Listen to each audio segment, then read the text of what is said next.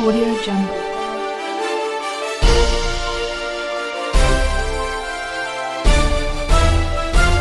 Audio Jungle. నా పేరు Lakshmibai, market committee director Lakshmibai.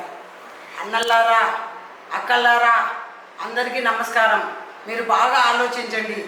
ప్రాణానికి తెగించి పోరాడి మన తెలంగాణ తెచ్చిన కేసీఆర్కి ఓటు వేయాలి. మీరు కేసీఆర్కి ఓటు వేసినారు. ఓటు వేసినప్పుడు కళ్యాణ లక్ష్మి అయినా కానీ, రైతు బంధు అయినా కానీ, కేసీఆర్ కిట్టు అయినా కానీ, అంతకుముందు పాలకులు తెలుగుదేశం వాళ్ళు ఏమన్నారంటే, మీకు తెలంగాణ వచ్చిందంటే మీకు కరెంటు ఉండదు, తీగల మీద బట్టలు ఆరేయాలి అని ఎంతోమంది ఎన్నో రకాలుగా మాట్లాడినారు.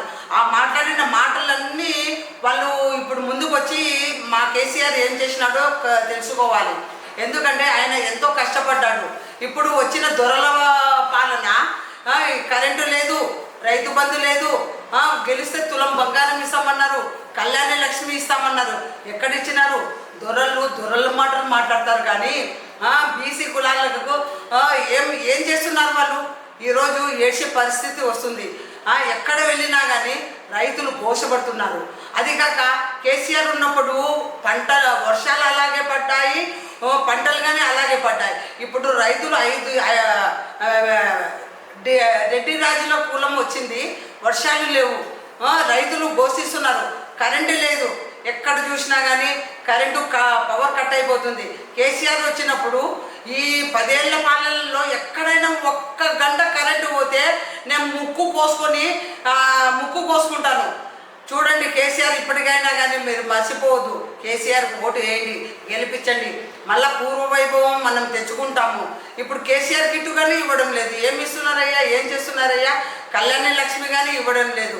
ఇప్పుడు మీరు మళ్ళా ఓటు వేసినారనుకోండి రెడ్డి గారులకి, అయిపోయా బతుకులు నాశనం. ఇప్పుడు మనం కాసాని గారికి ఓటు వేసి గెలిపించి మన బీసీ కులాలు అగ్రవర్ణంగా తీసుకువచ్చే మనిషి మన కాసాని జ్ఞానేశ్వరరావు, మా ఎమ్మెల్యే గారు. కుల మతాలకు అతీతంగా అన్ని వర్గాలు, బీజేపీ అయినా కానీ, కాంగ్రెస్ అయినా కానీ, బీఆర్ఎస్ పార్టీ అయినా కానీ అందరికీ కలుపుకొని వెళ్ళే మనిషి. ఆయన 4వసారి దిగ్విజయంగా గెలిచినాడు. ఆయన మళ్ళీ నిలబడినాడంటే మళ్ళీ గెలుస్తాడు.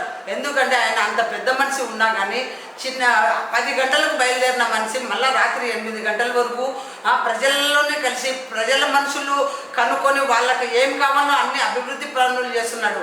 ప్రజలారా, మీరు మర్చిపోకండి. బీఆర్ఎస్ పార్టీకి ఓటు వేయండి.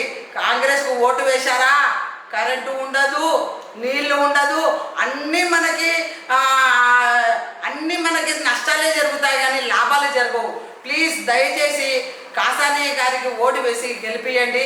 మళ్ళా మన కేసీఆర్ను గెలిపించుకుందాము. ఇదే నా మనవి.